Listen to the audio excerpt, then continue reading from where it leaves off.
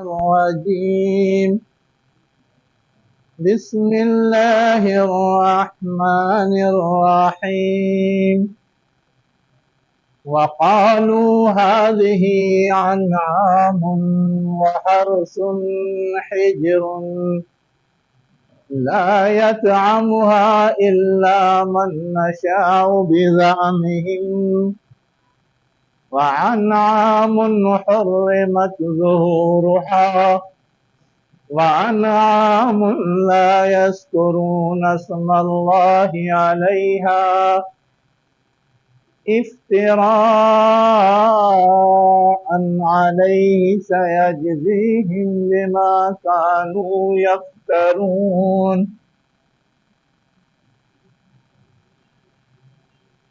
شروع اللہ کے نام سے جو انتہائی مہربان ہمیشہ رحم فرمانے والا ہے۔ اور وہ کہتے ہیں یہ مویشی ہیں اور کھیتی ہے روکی ہوئی۔ ہجر کا مطلب جس کے لیے آڑ بنا دیا گیا اور رکاوٹ کھڑی کر دی گئی۔ ہجر حجر بولتے ہیں پتھر کو۔ ہاں روک دیا گیا ہو ہے نا۔ حجر مانے پتھر ہوتا ہے، وہ گول ہے نہیں ہوتی، یہی ہے ہوتی ہے، لیکن وہ زبر ہوتا ہے، یہ زیر ہے۔ ہجرت میں گول ہے ہوتی، ٹھیک ہے۔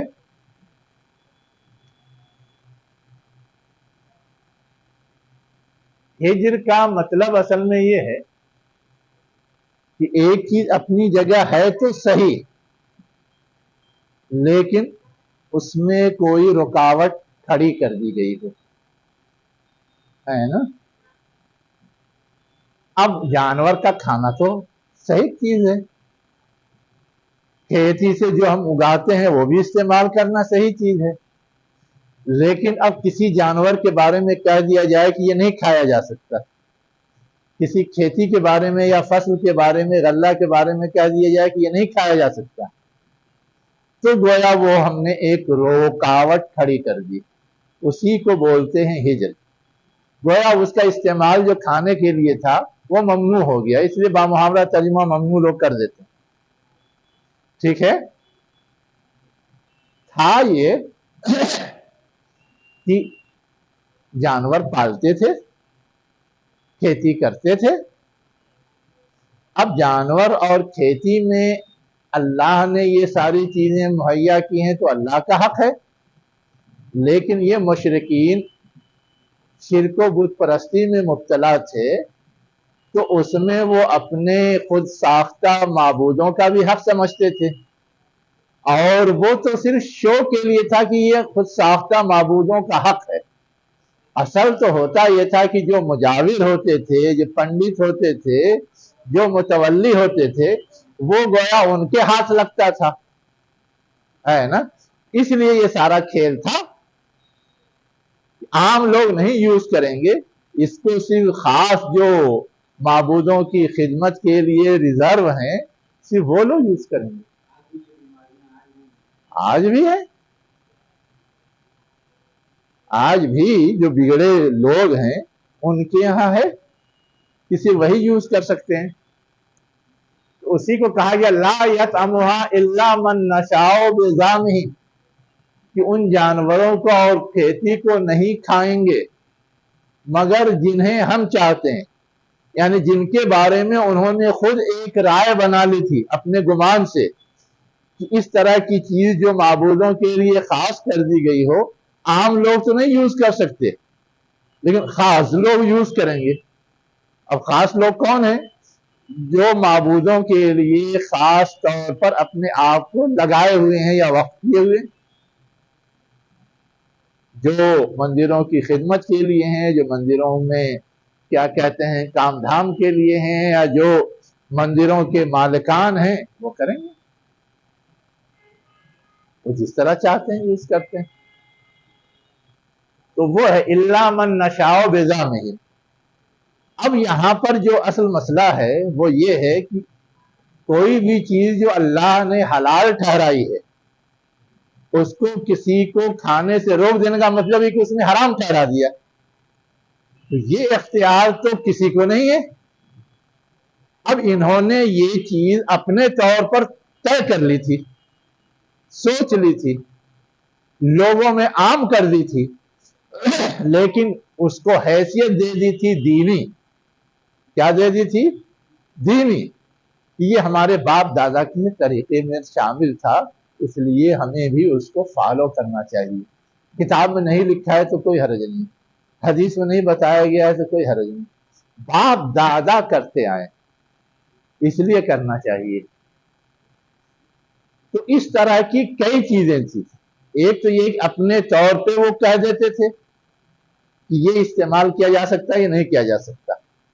جیسے یہ ہوتا ہے کہ اگر جانور ہیں تو انہوں نے 10 بچے جنم دیے تو ٹھیک ہے, 8 آپ یوز کیجئے اور ایک اللہ کے نام پہ اور ایک کیا کہتے ہیں ان معبودوں کے نام پہ وقف کیجئے.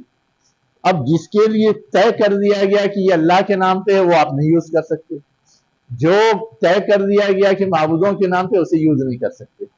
لیکن یہ فیصلہ وہ خود کر سکتے. آگے ایک چیز اور بتائی جا رہی ہے, وَأَنْعَامٌ حُرِّمَتْ ظُهُورُهَا, اور کچھ جانور ایسے بھی ہیں, مویشی ایسے بھی ہیں کہ کھانا تو ان کا حرام نہیں ہے لیکن ان کی پیٹھ حرام ہے. ظاہر مانے پیٹھ ہوتا ہے, ظہور اس کی جمع ہے, یعنی جانوروں کا استعمال سواری کے لیے ہوتا ہے, بار برداری بوجھ ڈھونے کے لیے ہوتا ہے. ہاں, تو اب جو بتوں کے لیے وقف کر دیے گئے, جو نظر مان کر کے وقف کر دیے گئے, اب ان پر سواری نہیں کی جا سکتی, ان پہ آپ بیٹھ نہیں سکتے. ان کے تقدس اور ان کے احترام کا تقاضا ہے, یہ پلایا گیا. ویسے ہی آگے اور کیا کہا جا رہا ہے, وَأَنْعَامٌ لَا يَذْكُرُونَ اسْمَ اللَّهِ عَلَيْهَا, اور کچھ جانور ایسے ہیں جس کے بارے میں انہوں نے یہ طے کر لیا ہے کہ اس پر اللہ کا نام نہیں لیا جائے گا. اب یہ لات کے لیے فکس ہو گیا, یہ عزا کے لیے فکس ہو گیا, یہ منات کے لیے فکس ہو گیا, تو اب اس کو جب ذبح کیا جائے گا تو لات کا نام لینا چاہیے نا, عزا کا نام لینا چاہیے نا. اللہ کا نام لے لیں گے وہ تو اللہ کے لیے ہو جائے گا. اس لیے کچھ جانوروں کے حوالے سے جو وقف ہوتے تھے یہ بھی وہ کہہ دیتے تھے کہ اس کو جب ذبح کیا جائے گا تو اسی کا نام لیا جائے گا جس کے لیے وقف کیا گیا. ٹھیک, تو اب یہ ساری چیزیں جو تھیں یہ سب انہوں نے اپنے طور پہ گڑھ لیا تھا, اسی لیے کہا گیا افتراء علیہ, جھوٹ گڑھتے ہوئے اس پر, یعنی اللہ کے اوپر. اللہ نے تو یہ ساری چیزیں متعین نہیں کی, یہ ساری چیزیں اپنے احکامات و ہدایات میں شامل نہیں کی, لیکن یہ سب انہوں نے لوگوں کے اوپر تھوپ دیا اپنے مفاد کے لحاظ سے.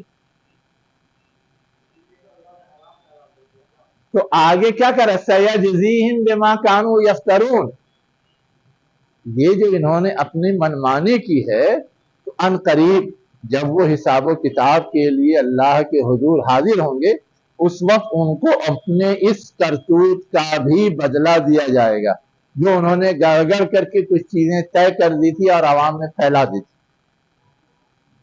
گڑ کے طے کر دی تھی اور عوام میں پھیلا دی تھی, اس کا بھی بدلہ دیا جائے گا. یعنی اب اس کا بدلہ کیا ہوگا, اچھا ہوگا کہ برا؟ تو وہ سیدھے سیدھے سمجھ میں آ رہا ہے. ان کو دھمکی دی جا رہی, ان کو ڈرایا جا رہا ہے, ان کو متنبہ کیا جا رہا ہے کہ وہ سنبھل جائیں اور ان چیزوں سے باز آ جائیں. ہم کو کیا چیز معلوم ہوئی اس سے؟ 2 باتیں خاص طور سے.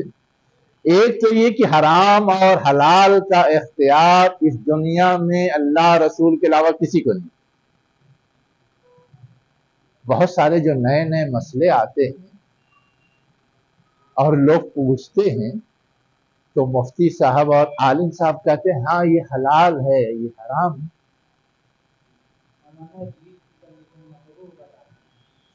بیچ کی کنڈیشن مکروہ بتاتے ہیں تو کس چیز کے بارے میں وہ بتا سکتے ہیں؟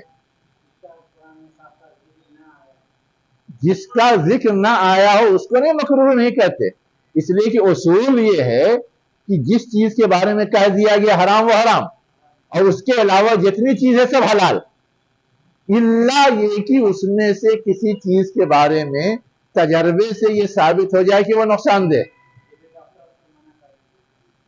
مطلب کسی بیماری کی وجہ سے منع کر دیا، وہ حرام نہیں ہے، وہ وقتی طور پہ روک دیا جانا ہے، اس کو حرام نہیں کہتے۔ حرام کا مطلب ہے کہ شرعی طور پر ہم اس کو حرام سمجھیں، وہ تو صرف ہماری ضرورت کے تحت ہم کو روک دیا گیا ہے، ہم اپنی ضرورت کے تحت خود بھی بہت ساری چیزیں نہیں کھاتے، اس پہ کوئی پابندی تھوڑا نہ ہے، جس کو جو چیز پسند ہے کھائے، جو چیز نہیں پسند ہے مت کھائے، اس سے یہ تھوڑا ہے کہ وہ حرام ہو گیا، وہ تو رہتا حلال ہے، جب خواہش ہوگی کھا لیں گے، جب نہیں خواہش ہوگی نہیں کھائیں گے، لیکن جو حرام ہے خواہش ہو تو بھی نہیں کھائیں گے۔ تو ایک بات تو یہ کہے گی کہ حلال حرام کا اختیار سوائے اللہ اور اس کے رسول کے کسی کو نہیں، ہاں اللہ کے رسول کو ہے۔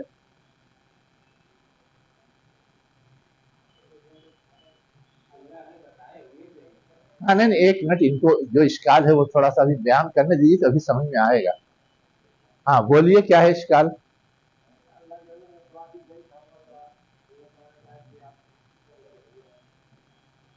دیکھیے اصل چیز جو سمجھنے کی ہے، جس چیز کے بارے میں اللہ نے ڈکلیئر کر دیا کہ یہ چیز حلال ہے، اب وہاں تو رسول کا اختیار بھی نہیں چلے گا، اس لیے کہ رسول کا اختیار اللہ کے اوپر تو ہے نہیں، تو جہاں ٹوکا گیا ہے اللہ کے رسول کو وہ تو شہد کا استعمال، اور شہد کے بارے میں تو صاف ڈکلیئر ہے کہ یہ حلال ہے اور اس میں تمہارے لیے شفا ہے، ڈکلیئر ہے یا نہیں؟ تو اب اگر وہ اس سے رک رہے تھے تو اس کا مطلب یہ کہ لوگ بھی رک جاتے، اب لوگ بھی رک جاتے تو ایک شفا بخش چیز سے وہ محروم ہو جاتے، اس لیے وہاں ٹوکا گیا ہے۔ لیکن وہ چیز جس کے بارے میں اللہ کی طرف سے کوئی ہدایت نہیں تھی، اللہ کے رسول نے اس کے حوالے سے کہا کہ اسے نہیں یوز کرنا، تو ہم نہیں یوز کرتے۔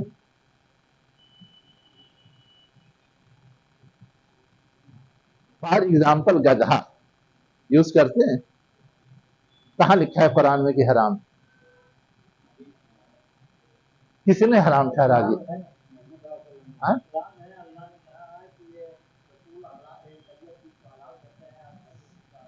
وہ ایک اصولی بات ہو گئی، لیکن اس اصول کی تشریح اللہ کے رسول نے کر کے فکس کر دیا نا، ہو گیا نا،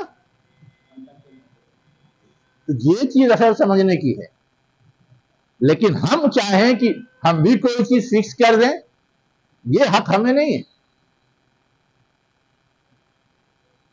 اب جو لوگ بہت ساری چیزوں کو کہتے ہیں کہ یہ مکروہ ہے، وہاں اس لحاظ سے نہیں کہتے کہ شریعت نے اسے مکروہ ٹھہرایا ہے، شریعت میں اس کے بارے میں دو ٹوک کوئی بات نہیں، اب اس کے فائدے نقصان کو چیک کر کے ہم طے کرنے کی کوشش کرتے ہیں کہ کون سا پہلو غالب ہے جس کے لحاظ سے اس پہ حکم لگے۔ اب ان کے اپنے کو سمجھنے کی کوشش سے جو چیز سمجھ میں آتی ہے اس کے لحاظ سے وہ کہہ دیتے اس میں نقصان کا پہلو غالب ہے اس لیے یہ حرام ہونا چاہیے، اس میں نقصان کا پہلو غالب نہیں ہے، کم ہے، تو کہتے ہیں پھر بھی احتیاط برتنا چاہیے، مکروہ ہے۔ یس یہ ہے اصل بات۔ لیکن اس اصول کا غلط فائدہ اٹھا کر کے ہمارے یہاں لوگ ان چیزوں کو بھی اپنے لیے وجہ جواز بنا لیتے ہیں جس کی گنجائش نہیں۔ تمباکو کھاتے ہیں، ہندوستانی علماء کا فتویٰ یہ ہے کہ وہ مکروہ، لیکن اور جو دوسرے علماء ہیں، دوسرے مسالک کے بھی یہ عرب علماء، ان کا فتویٰ یہ ہے کہ وہ حرام۔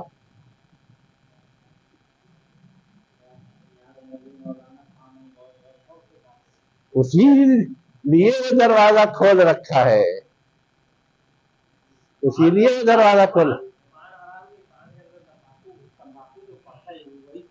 اصل میں دیکھیے ہے یہ کہ ایک چیز ہے تمباکو جس کے نقصان پہ تو تقریباً اتفاق ہے سب کا. ہاں اب تمباکو کے علاوہ پان کا نقصان کتنا ہے اس میں اختلاف ہے. کچھ علماء کی معلومات یہ ہے کہ پان کا نقصان بھی زیادہ ہے. وہ پان کے حوالے سے بھی جو پان کا پتا ہوتا ہے نا اس کے حوالے سے بھی یہ فتویٰ دیتے ہیں کہ یہ صحیح نہیں ہے اس کا استعمال. For example Allama Yusuf al Qaradawi جو بہت کھلے ذہن سے سمجھے جاتے ہیں انہوں نے پان کے بارے میں یہ فتویٰ دیا ہے کہ یہ حلال نہیں، یہ حلال نہیں ہے، ہاں حرام ہے پان کے بارے میں، پان کے پتے کے بارے میں. لیکن اور دوسرے بہت سارے علماء کہتے ہیں کہ نہیں اس کا ضرر اتنا زیادہ نہیں ہے اس لیے اس کو زیادہ سے زیادہ مکروہ کہنا چاہیے. تو یہاں آ کر کے تھوڑی سی گنجائش لوگوں کو اختلاف کی وجہ سے مل جاتی. ٹھیک ہے. ایک دوسری بات جو اس میں ہمیں اور آپ کو سمجھنے کی ہے وہ یہ ہے کہ حلت اور حرمت کا تعلق صرف کسی چیز کے اندر پائے جانے والے فائدے اور نقصان سے نہیں. حلت اور حرمت کا تعلق صرف وہ ایک پہلو ہے اس کا. کچھ چیزیں ایسی ہیں جس میں بظاہر نفع نقصان آپ کو سمجھ میں نہیں آئے گا لیکن حلت اور حرمت کا تعلق اس سے ہے. جیسے ہم اللہ کے نام سے ذبح کرتے ہیں وہ حلال، اور اللہ کے نام کے علاوہ کسی اور کے نام سے ذبح کریں تو حرام. اب اس میں اس کے اندر پائے جانے والے نفع اور نقصان سے تعلق حرمت کا نہیں ہے. یہاں جو کہا گیا لا یذکرون اسم اللہ علیہا، وہ اس پر اللہ کا نام نہیں لیتے اور اللہ تعالیٰ نے اسے غلط قرار دیا، اس کا تعلق اس کے اندر پائے جانے والے نقصان سے نہیں ہے. اس لیے کہ وہ بھی ذبح بعض لوگ اسی طرح کرتے ہیں جیسے ہم کرتے ہیں لیکن اس کے باوجود اللہ کا نام نہیں لیا گیا تو حلال نہیں ہوگا. اس لیے کہ اس کی علت ایک دوسری ہے.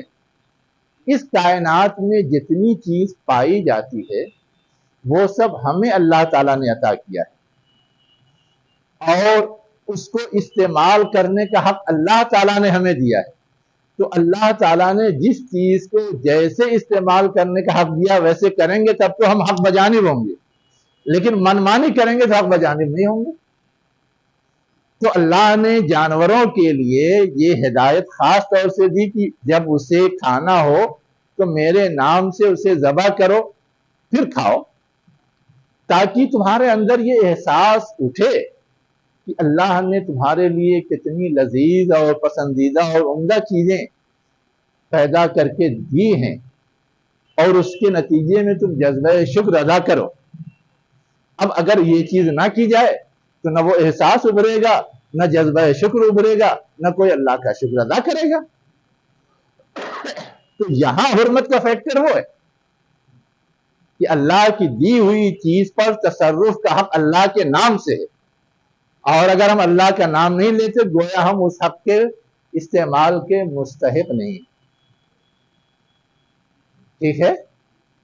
اور کسی اور کا نام لے رہے ہیں اس کا مطلب ہم یہ سمجھ رہے ہیں کہ یہ نعوذ باللہ اللہ کی دی ہوئی نہیں ہے، ان کے بخشش کا نتیجہ ہے اور یہ شرک ہے. اب آگے دیکھیے اور کیا کہا جا رہا ہے. ان کے ہاں اور کیا کیا بگڑے خیالات تھے اور اس کی وجہ سے ان کے رویوں میں طرح طرح کی باتیں پائی جاتی تھی. کہا جا رہا ہے وقالو، اور وہ کہتے ہیں ما فی بطون هذه الانعام خالصۃ لذکورنا، جو کچھ ان جانوروں کے پیٹ میں ہے، یعنی جو جانور اللہ کے نام پہ یا خود ساختہ معبودوں کے نام پر وقف کر دیے گئے، نذر کر دیے گئے، اب وہ تو رہیں گے. جب رہیں گے تو ان کے ذریعے بھی آگے کی نسل چلے گی.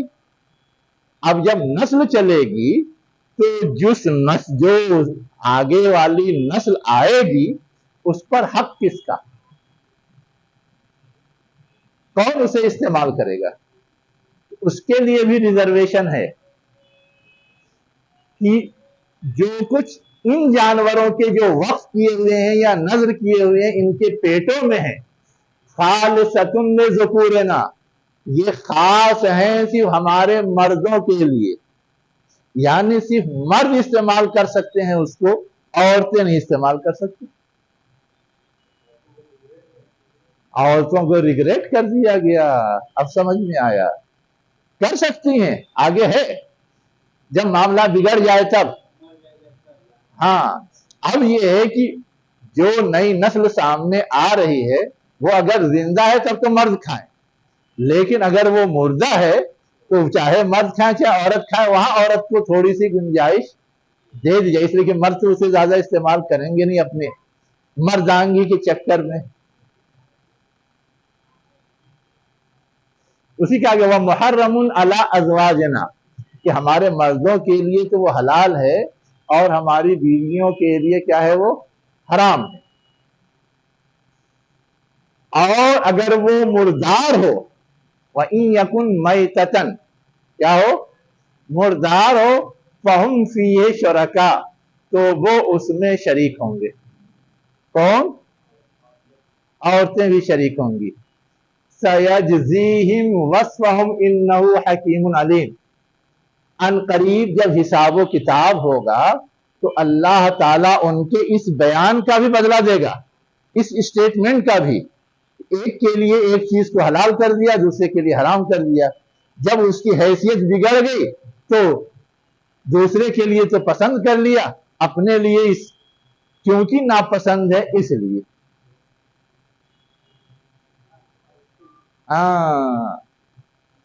اب یہ جو بھید بھاؤ ہے اور یہ جو اونچ نیچ ہے اور یہ جو بدسلوکی ہے، اس کا بھی تو کچھ بھگتان ہونا چاہیے۔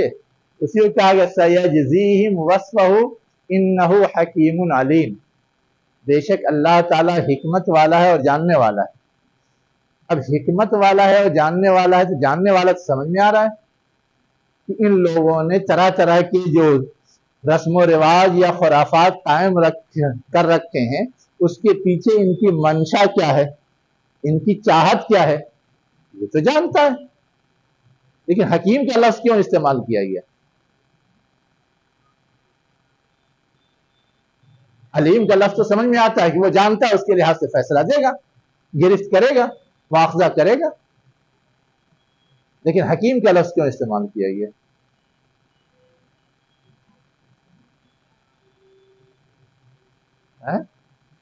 حکیم کہتے کس کو ہیں؟ ڈاکٹر صاحب کو؟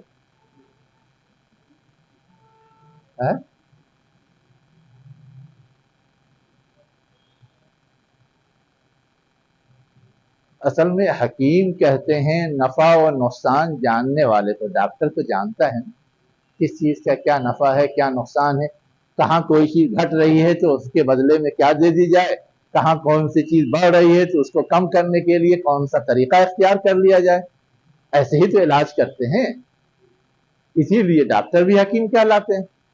لیکن بیسک چیز یہ ہے کہ جو چیز یہاں پائی جاتی ہے اس میں نفع کا پہلو کیا ہے اور نقصان کا پہلو کیا ہے، یہ چیز اللہ سے زیادہ بہتر کوئی نہیں جانتا،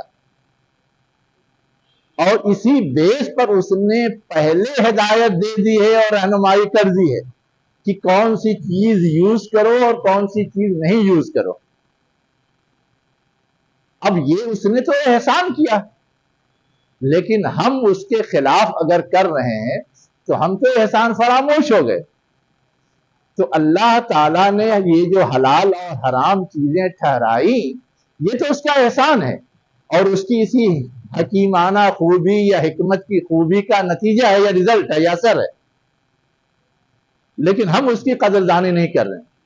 لیکن اللہ نے جو یہ ساری ہدایات دیں وہ چونکہ حکمت پہ مبنی تھی، اور جس نے اسے توڑا یا اس کی خلاف ورزی کی ہے اس نے گویا اللہ کی اس حکمت کو چیلنج کیا ہے۔ اب یہ ایک بڑا جرم ہے، اس لیے اللہ تعالی مواخذہ کرے گا۔ آگے کیا کہا جا رہا ہے کہ ان کی خرافات یہیں تک نہیں ختم ہوتی، ابھی اگلی خرافات اور ہے. قد خسر الذین قتلوا اولادهم سفہا بغیر علم وحرموا ما رزقهم اللہ افتراء علی اللہ قد ضلوا وما كانوا مہتدین.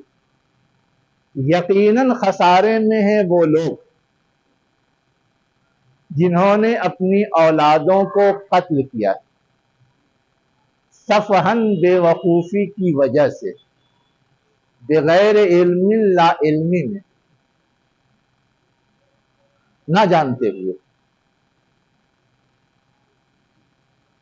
وحرموا اور اس چیز کو حرام ٹھہرا لیا ہے رزقہم اللہ جو اللہ نے ان کو روزی کے طور پر دیا تھا. روزی کے طور پر دینے کا مطلب ہے کہ اس سے فائدہ اٹھائیں، وہ نفع بخش چیز ہے. حرام ٹھہرا لیا تو اس سے فائدہ نہیں اٹھا سکتے، اس کا نفع نہیں ملے گا، یہ کہنے کا مطلب ہے. اور کیسے یہ کام کیا ہے حرام ٹھہرانے کا؟ افتراء علی اللہ، اللہ پہ جھوٹ گڑھتے ہوئے. اللہ پہ جھوٹ گڑھتے ہوئے کا مطلب یہ ہے کہ حرام ٹھہرایا تو یہ نہیں کہہ رہے کہ ہم نے حرام کیا ہے، ہمارے نزدیک یہ حرام ہے. اس بات کو بھی وہ اللہ ہی کی طرف منسوب کرتے ہیں کہ اللہ نے حرام ٹھہرایا. یہ اللہ پہ جھوٹ گڑھنا ہے. جو چیز اللہ نے نہیں کہی، جو ہدایت اللہ نے نہیں دی، اس کو اللہ کی طرف جوڑ دیا گیا، یہ ہے افتراء علیہ، جھوٹ گڑھنا اللہ پہ. اب ایسا کر کے کیا ہوئے وہ؟ قد ضلوا، خود گمراہ ہوئے وہ، وما کانوا مہتدین اور وہ ہدایت یاب نہیں رہے، سیدھے راستے پہ نہیں رہے. اگر وہ ایسا نہ کرتے تو شاید ہدایت پا جاتے، راہیاب ہو جاتے، کامیاب ہو جاتے. اب یہ بات جو کہی گئی کہ یقیناً خسارے میں ہیں وہ لوگ جنہوں نے اپنی اولاد کو قتل کیا، تو کون اپنی اولاد کو قتل کرتا ہے؟ کوئی تو نہیں کرتے دیکھتے ہم کہ کوئی اپنے بیٹے کے گردن پہ چھری چلا رہا ہو. وہ ابراہیم علیہ السلام جیسے دیوانے ہی ہیں کہ اللہ کے حکم پہ چلا لیتے. ہم کو کہا جائے تو ہم شاید اس میں بھی ہچکچانے لگیں گے، کریں کہ نہیں کریں، کوئی تعویل کریں. کون ایسا کرتا ہے؟ دور جاہلیت میں بیٹیوں کو کرتے تھے اور آج نہیں کرتے. تب وہاں یہ اتنی ترقی یافتہ دنیا نہیں تھی کہ پہلے پتہ چل جائے تو جب پتہ چلتا تھا یا سامنے آتا تھا معاملہ تب کرتے تھے. آج ایڈوانس ہو گئی ہے تو پہلے ہی پتہ چل جاتا ہے تو پہلے ہی اپنی حرکت کر ڈالتے ہیں. فرق کیا ہوا؟ روک دیتے ہیں پیدائش سے، ضائع کرا دیتے ہیں. بات تو وہی ہوئی، لیکن اتنا ہی کرتے ہیں، اس کے علاوہ بھی کچھ کرتے ہیں. صرف بیٹی کو قتل کرتے ہیں، اولاد میں تو سب شامل ہیں. یہ کہ اگر صرف بیٹیوں کا معاملہ ہوتا تو کہا جاتا اپنی بیٹیوں کو قتلوا بناتہم. کون منت مانتا ہے؟ آپ نے دیکھا کسی کو منت مان کر کے بیٹے کو ذبح کرتے ہوئے؟ کہاں؟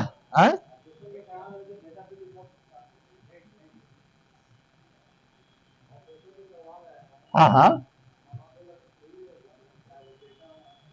نہیں وہ تو چیک اپ میں نکلتا ہے کہ نر ہے کہ مادہ ہے. جب مادہ ہوتی ہے تو گرواتے ہیں، جب نر ہوتا ہے تب تو کہتے ہیں آئے گا، ٹھیہا بنے گا، کھوٹا بنے گا، کما کے کھلائے گا. اس کو تھوڑا جلدی گراتے ہیں. ہاں جب اور بگاڑ آ جاتا ہے، کسی خود ہی عیش کرنا ہے، کوئی زحمت نہیں اٹھانا ہے نا، صرف 2 ممبروں کی فیملی رکھنی ہے، خوشحال فیملی پلاننگ کے تحت، تب وہ قدم اٹھتا ہے. وہ کچھ اور ایڈوانس کیفیت ہے. اور 2 کا نعرہ بھی تو پرانا ہو چکا، اس کے بعد تو ہم ایک، ہمارے ایک کا نعرہ آیا. ہم 2، ہمارے 2 کا نعرہ پرانا ہو چکا ہے.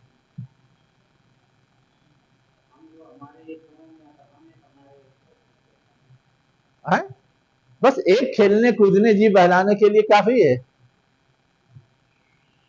دو کا گوشت زیادہ ہو جائے گا۔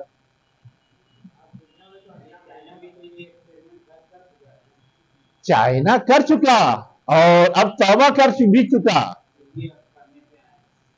چائنا کر چکا اور توبہ بھی کر چکا، اپنے اس قانون کو واپس لے چکا ہے نا۔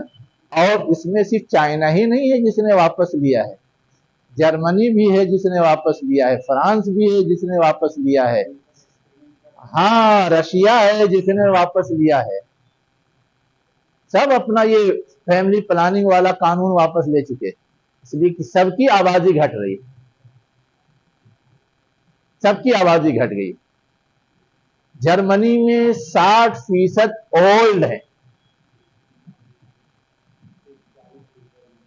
ہاں نئی نسل ہے، اور ان کو سمجھ میں نہیں آ رہا ہے کہ آگے اور اگر کم ہوئے تو سلسلہ چلے گا کیسے، اس لیے اب باضابطہ ان کی طرف سے اعلان ہے کہ بچے پیدا کرو اور پیدائش کے وقت سے لے کر کے جاب ملنے تک کا سارا خرچ گورنمنٹ برداشت کرے گی، ڈکلیئرڈ ہے۔ کہ آپ اطلاع دے دیجئے، ہر چیز آٹومیٹک ہوتی رہے گی گورنمنٹ کی طرف سے، یہ حال۔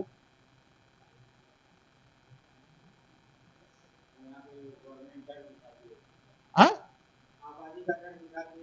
اور یہاں معاملہ بالکل الٹا ہے، کسی زمانے میں ڈرانے کی کوشش کی گئی تھی، اندرا گاندھی کے زمانے میں زبردستی کرنے کی کوشش کی گئی تھی فیملی پلاننگ پہ، لیکن رد عمل آیا، اس کی حکومت گئی تو تھوڑا سا سب ٹھنڈے ہو گئے، تشویق دیتے ہیں، ترغیب دیتے ہیں، لیکن جبر نہیں کرتے، پروپیگنڈا کرتے۔ اب اس کا نتیجہ کیا ہے کہ ہندوستان میں 60% نوجوان ہیں، 40% اولڈ ہیں، اور اس سے بھی جو نیا ریکارڈ ہے وہ یہ ہے کہ ان نوجوان نسل میں بھی سب سے زیادہ مسلم نوجوان نسل پرسنٹیج کے لحاظ سے، ہاں ان کے ریکارڈ کے لحاظ سے، میں اپنا ریکارڈ نہیں بتا رہا، ان کا ریکارڈ بتا رہا ہوں، اب سنبھال لیجیے۔ یہ جو سب یوا الیکشن میں چلاتے ہیں نا ووٹ حاصل کرنے کے لیے، اس لیے کہ میجارٹی اب ان کی ہو گئی ہے، وہ جدھر بہیں گے ادھر نیا جائے گی، اس لیے ان کو لبھانے کے لیے کوشش کی جاتی اور ان کا ووٹ حاصل کرنے کے لیے۔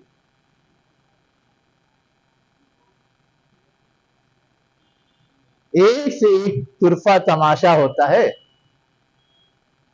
اسلام نے تو کسی کے بالغ اور عقل و شعور والا ہونے کے لیے ایک پہچان بتائی ہے جس کی ایک اوسط عمر 14-15 سال، لیکن ان عقل کے ماروں کو جب کمانا ہوتا ہے تب تو بچہ 11 سال میں بالغ ہو جاتا ہے، فل ٹکٹ لینا پڑے گا،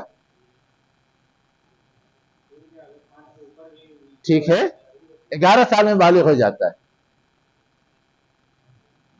اور شادی کرنا ہے 21 سال میں بالغ ہوگا، اور ووٹ ڈالنا ہے تو 18 سال میں بالغ ہوگا۔ چلیے یہ سب تو میں نے صرف سمجھنے کے لیے آپ کو بتا دیا ہے، یہاں پر اصل میں ایک اور چیز کی طرف اشارہ کیا گیا ہے۔ جب عقل ماری جاتی ہے نا اور اندھ بھکتی آتی ہے تو کس چیز کی کیا قدر ہے، کس چیز کی کیا قیمت ہے وہ سمجھ میں نہیں آتا، تو اپنے معبودوں کے اندھ بھکت جو ہوتے ہیں وہ کبھی کبھی عقیدت کے مارے اپنی اولاد کو بھیٹ چڑھاتے تھے، اس وقت مشرکین مکہ بھی چڑھاتے تھے اور ہمارے ملک میں ہندو اقوام بھی چڑھاتی، جانوروں کو چڑھانے کا رواج زیادہ ہے لیکن اپنی اولاد کو بھیٹ چڑھانے کا رواج کم، لیکن ہے۔ اور جہاں جتنا زیادہ جہالت ہے وہاں اتنا ہی زیادہ آپ کو یہ رواج ملے گا. اب دھیرے دھیرے جہالت کم ہو رہی ہے تو اس کا ریشیو بھی کم ہو رہا ہے، لیکن آج بھی ہوتا ہے. دیکھیے آج کی تاریخ میں سب سے زیادہ بھیٹ چڑھانے کا کام میزورم، ناگالینڈ میں ہوتا ہے، تمل ناڈو میں ہوتا ہے. ہاں ساؤتھ میں کیرلا کے لوگ تو کچھ زیادہ پڑھ لکھ گئے ہیں، ان کے یہاں کم. تمل ناڈو میں زیادہ ہے، کرناٹک میں بھی پایا جاتا ہے یہ مرض. آدیواسی تو خیر ہر جگہ پائے جاتے ہیں، لیکن نارتھ کے آپ جنگلات میں چلے جائے، وہاں کے آدیواسی جانور تو چڑھاتے ہیں، اولاد کو نہیں ذبح کرتے. ہاں لیکن اور جگہوں پہ مل جائیں گے ایسے، اولاد کو بھی بھینٹ چڑھاتے ہیں. اصلاً اس کی طرف اشارہ ہے کہ اولاد جیسی قیمتی چیز بھی صرف بے وقوفی کی وجہ سے مار ڈالتے ہیں،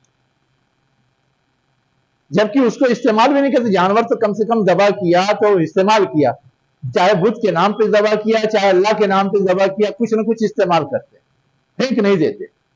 لیکن اپنی اولاد جو سب سے زیادہ قیمتی شے جس کے لیے مرتے ہیں کھپتے ہیں، اس کو ذبح کر کے پھینک دیتے ہیں. یہ کتنی گھناؤنی چیز ہے. اس کی طرف اصلاً اشارہ ہے. جو لوگ اتنا بھی نہیں سمجھتے وہ ظاہر ہے کہ اور زیادہ گھاٹے میں رہیں گے. ایک دوسری چیز جو اس آیت میں سمجھنے کی ہے کہ عموماً جو بدعقیدگی آتی ہے نا، اس کے پیچھے دو سبب ہوتا ہے.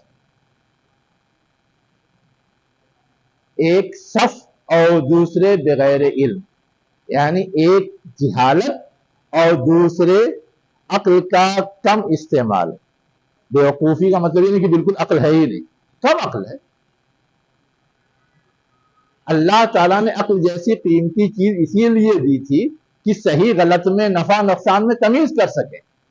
اب اس کا استعمال نہیں کریں گے تو ظاہر ہے کہ نقصان اٹھائیں گے. یہ جتنی بدعقیدگی یا جتنی بگاڑ کی شکلیں خرافات رسم و رواج کی شکل میں آتی ہے، وہاں تہ میں اتر کر کے دیکھیں گے تو سمجھ میں آئے گا کہ اس کے نفع نقصان کا تجزیہ نہیں کیا گیا ہے نا. اور اسی جہالت کی بنیاد پر جو چیز ان کو سجھا دی گئی اس کو لے اڑے ہیں. اگر عقل کا صحیح استعمال کریں، علم میں پختہ ہو جائیں تو بہت ساری بیماریاں، بہت ساری خرابیاں ختم ہو جائیں گی. جو اس پہلو سے تھوڑا بیدار ہو جاتا ہے یا آگے بڑھ جاتا ہے تو وہ ان چیزوں سے رکنے لگتا ہے، باز آنے لگتا ہے. تو یہ جو دو لفظ استعمال کیا گیا ہے صفم بغیر علم، اصلاً اس چیز کی طرف اشارہ کرنے کے لیے بھی یہ خرابی کہاں سے پیدا ہوتی. اب آگے کیا بتایا جا رہا ہے کہ اللہ تعالیٰ نے یہ ساری چیزیں جو عطا کی تھی وہ تو اس لیے عطا کی تھی کہ فائدہ اٹھائیں، اور اس طرح کے خرافات میں مبتلا ہو کر کے اس سے فائدہ نہیں اٹھاتے. کیا کیا چیزیں پیدا کی اور اس میں کیا کیا خوبی ہے، تھوڑا سا اس کا اشارہ کیا گیا. کیا اشارہ کیا گیا ہے؟ اللہ ہی کی ذات ہے جس نے انشاء، پروان چڑھایا، جناتن باغات کو، معروشاتن و غیر معروشات، باغات جو مچانوں والے ہیں اور بے مچان کے. مچان جانتے ہیں؟ عرش تو جانتے ہیں،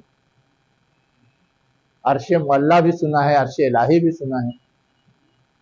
یعنی سطح سے اوپر کوئی چیز ہو جو کسی چیز کی آرام کرنے، بیٹھنے یا حفاظت کرنے کے لیے بنایا جاتا ہے.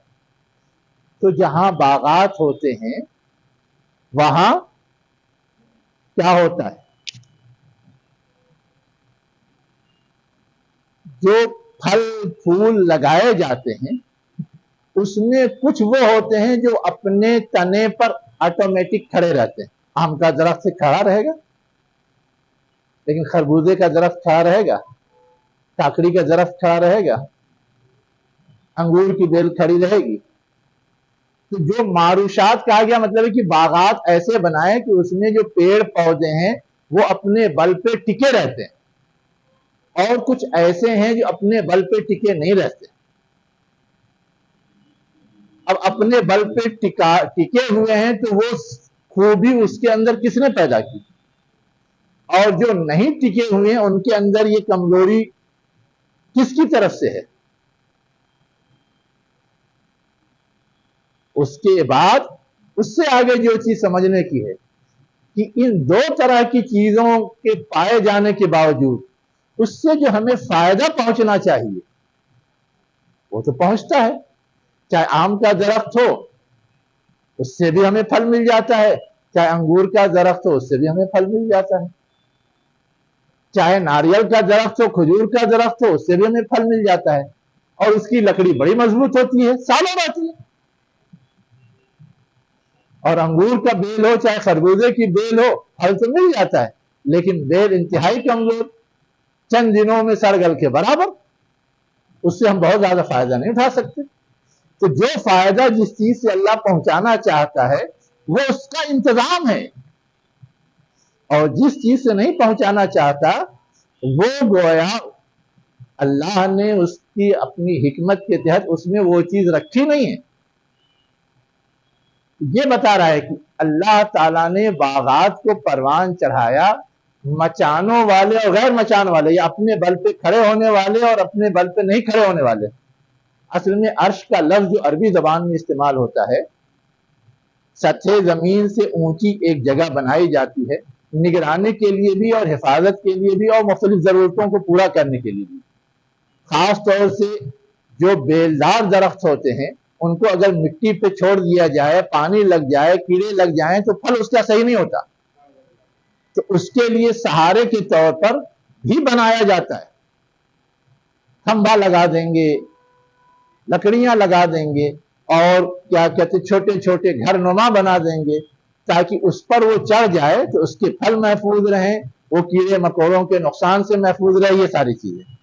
तो मारूशात गैर मारूशात इस तनाजुर में इस्तेमाल हुआ है, ठीक है। उसके आगे अल्लाह ताला क्या कहा, वन नखला व जरा, और खजूर का दरख्त और गल्ले, मुख्तलिफन उकुलहु, उनके फल मुख्तलिफ होते हैं। खजूर की एक ही किस्म पाई जाती है, फसल की एक ही किस्म पाई जाती है, गेहूं एक ही तरह का होता है, चावल एक ही तरह का होता है। ये बासमती है, चावल ही तो है, और ये क्या है, कोलम है। और एक चावल बहुत खुशबूदार होता है, नाम सुना है, यानी चूल्हे पे चढ़ा और पकना शुरू हुआ, खुशबू आनी शुरू हुई, जब तक सड़ेगा नहीं तब तक खुशबू आती रहेगी। एक चावल की किस्म वो भी बहुत छोटा छोटा दाना होता है। मैं सिर्फ ये कह रहा था कि चावल तो सब है, लेकिन कितनी वैरायटी हो गई, अलग अलग हुई। वैसे ही आम, अभी हापुस खा रहे हैं, दशहरी खा रहे हैं, लंगड़ा खाएंगे, पता नहीं क्या क्या खाएंगे तब। तो अब ये भी आम की भी कितनी वैरायटी हो गई, ये फल है। केले की भी कितनी वैरायटी होती है, सेब की भी कितनी वैरायटी होती है। तो जिस फल को ले लें सब में वैरायटी मिलेगी। अब ये वैरायटी, अलग अलग टेस्ट, अलग अलग क्वालिटी, अलग अलग शक्ल सूरत किसने बनाई, सब अल्लाह ने बनाई है। आगे अल्लाह ताला और कह रहा है, वज़ैतूना वर्रुम्माना मुतशाबिहन व गैर मुतशाबिह। जैतून तो ایک پھل ہے. ویسے ہی رمان انار کو بولتے ہیں، وہ بھی ایک پھل ہے. اب یہ دونوں پھل کے حوالے سے کہا گیا ہے متشابہن و غیر متشابہ، یعنی اس میں بھی ویرائٹی پائی جاتی ہے. کچھ ویرائٹی بہت ملتی جلتی نظر آئے گی اور کچھ ویرائٹی ملتی جلتی نہیں نظر آئے گی. متشابہ مانے ملتا جلتا، شبہ ہو جائے کہ کیا ہے کیا نہیں. جیسے جو لوگ بہت زیادہ تجربہ نہیں رکھتے ان کو مالٹا دھرا دیجئے چاہے اورنج دھرا دیجئے، سمجھیں گے کہ وہ ایک ہی ہے.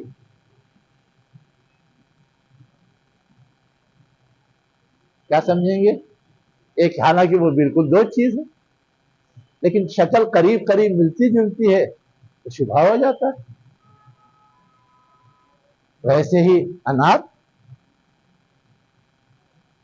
باہر سے تو سب لال لال نظر آئے گا لیکن اندر کبھی دانے صرف سفید نکلیں گے، کبھی لال نکلیں گے.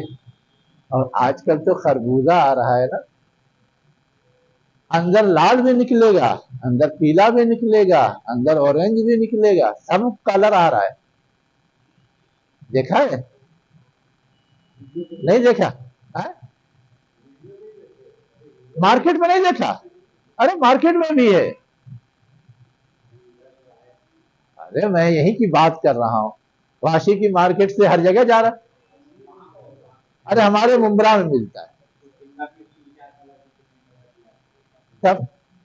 تو میں صرف یہ کہہ رہا تھا کہ یہ جو کہا جا رہا ہے متشابہ اور غیر متشابہ، تو متشابہ کا مطلب ہے کہ بظاہر شکل و صورت ملتی جلتی ہوتی ہے، ٹیسٹ بھی ملتا جلتا ہوتا ہے. اور کبھی ایسا ہوتا ہے کہ نہ شکل و صورت مل رہی ہے نہ ٹیسٹ مل رہا ہے، بالکل الگ الگ، بالکل الگ الگ.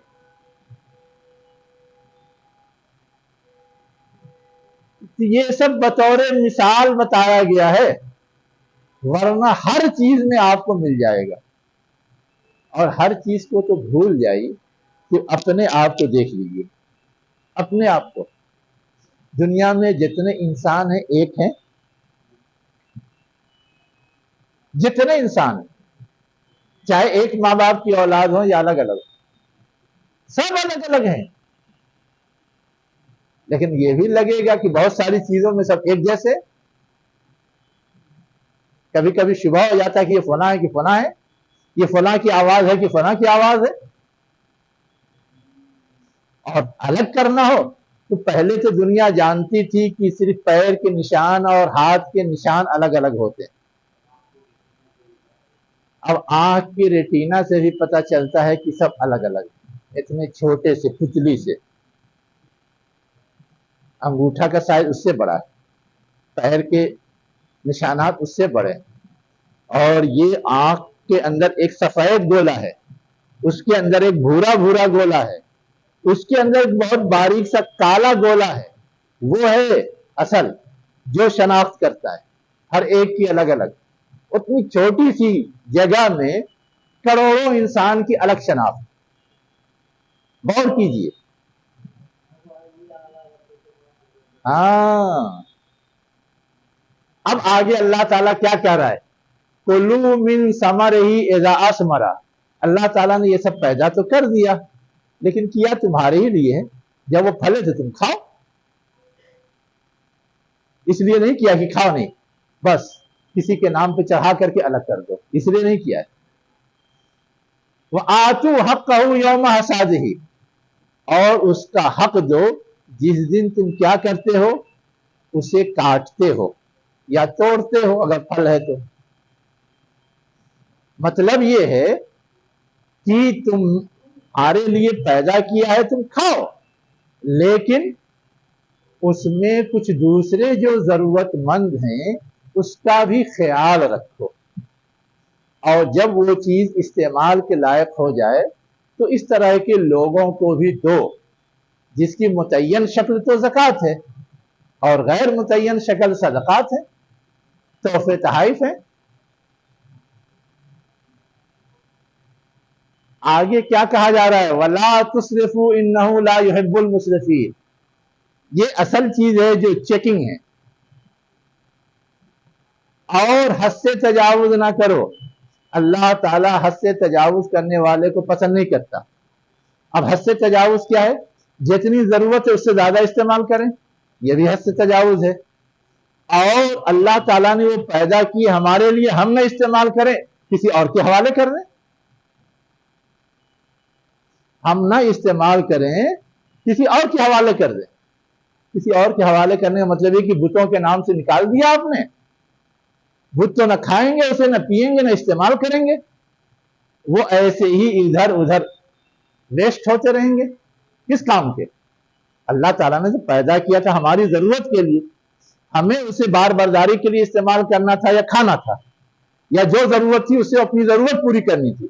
لیکن جب ہم نے خاص کر دیا معبودوں کے نام پر، تو نہ ہم اس پہ سواری کر رہے ہیں، نہ اس کو ذبح کر رہے ہیں، نہ اس کا دودھ دو کے استعمال کر رہے ہیں، نہ اس کی چمڑی استعمال کر رہے ہیں، نہ اس کی ہڈی استعمال کر رہے ہیں.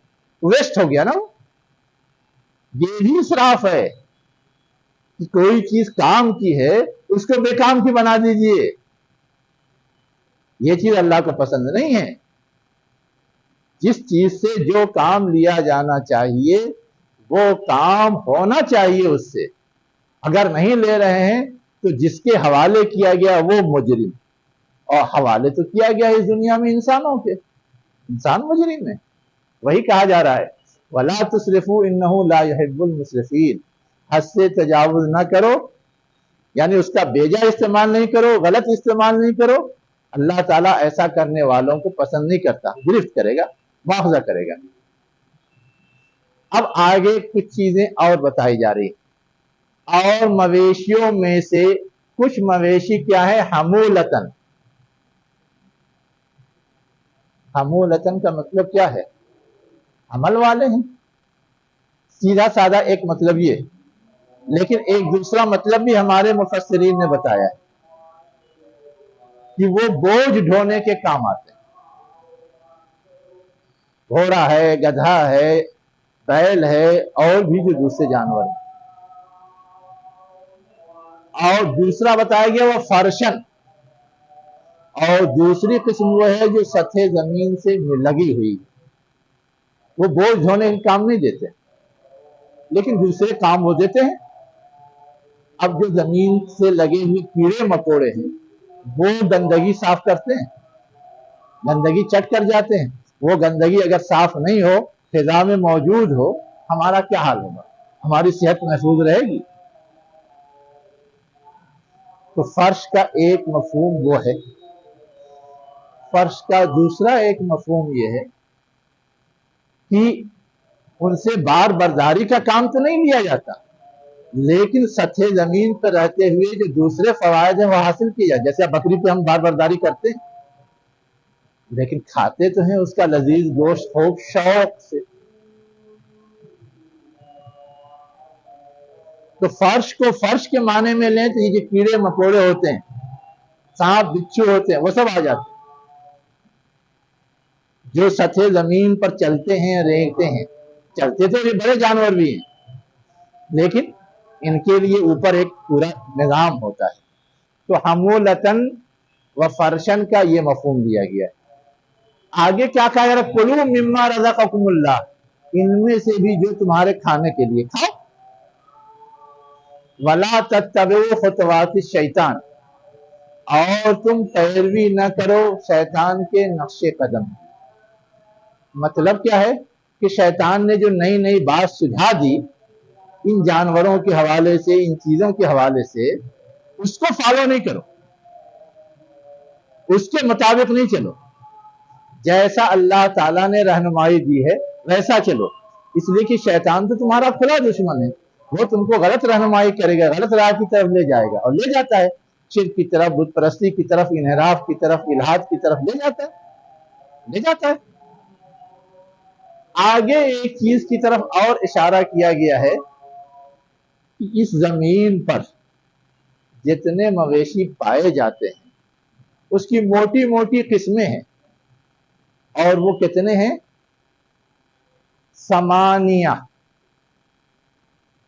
8 جوڑے ہیں. 8 ازواج استعمال کیا. اور پھر اس کی تشریح کی ہے، میں نے زانس نین، بھیڑ میں سے دو نرمادہ ہوں گے تو، اور من الماضس نین، اور بکری میں سے دو ان سے بھی نرمادہ ہوں گے۔ قل آذکرین حرم ام الانثیین، پوچھو کہ کیا دونوں نر کو یا دونوں مادہ کو اللہ نے حرام قرار دیا ہے؟ اللہ نے تو اس میں سے کسی کو حرام نہیں قرار دیا ہے، تو کیسے یہ حرام ہو گئے؟ آگے ایک جملہ اور لکھا ہوا ہے، اما اشتملت علیہ ارحام الانثیین، ان دونوں کے علاوہ جو چیز کی مشتمل ہے مادوں کے رحموں پر، یعنی جو ابھی پیدا نہیں ہوئے ہیں، ماں کے پیٹ میں ہیں، ان کے حوالے سے بھی کوئی ہدایت ہے کہ وہ حلال ہے کہ حرام ہے، اس کے لیے ہے کہ اس کے لیے ہے؟ کہیں ایسا کوئی قانون رول ریگولیشن آیا ہے؟ تمہارے پاس جو الہی کتاب موجود ہے یا باپ دادا سے مذہبی تعلیم موجود ہے، اس میں کہیں یہ ریفرنس ہے؟ یہ اصل سوال ہے، یہ بتانے کے لیے کہ اللہ کی طرف سے ایسا کچھ نہیں ہے، یہ سب تمہارا خود ساختہ ہے، خود گڑھا ہوا ہے۔ اسی کو آخری جملے میں پوچھ دیا گیا، نبئونی، مجھے باخبر کرو، مجھے خبر دو، بے علم، علم کی بنیاد پر، ان کنتم صادقین، اگر تم سچے ہو۔ سچے ہو کا مطلب وہ کہتے تھے کہ یہ باپ دادا سے حرام چلا آ رہا ہے، اللہ نے حرام کیا ہے۔ اگر تم سچے ہو تو بتاؤ کہ کس کتاب میں ہے، کس مذہبی حکم میں ہے، علم کی بنیاد پر، اور وہ نہیں بتا پائیں گے تو ان پر گویا ایک طرح سے الزامی جواب دیا گیا ہے کہ تم جس چیز کو شرعی سمجھتے ہو وہ شرعی نہیں ہے، وہ غیر شرعی ہے، اس لیے تمہیں اس سے باز آ جانا چاہیے۔ آگے جو اور ہے اس کو بھی گنا دیا گیا، وَمِنَ الْإِبْلِ اثْنَيْنِ، اونٹ میں سے دو، نر اور مادہ، وَمِنَ الْبَقَرِ اثْنَيْنِ، اور بیل میں سے دو، نر اور مادہ۔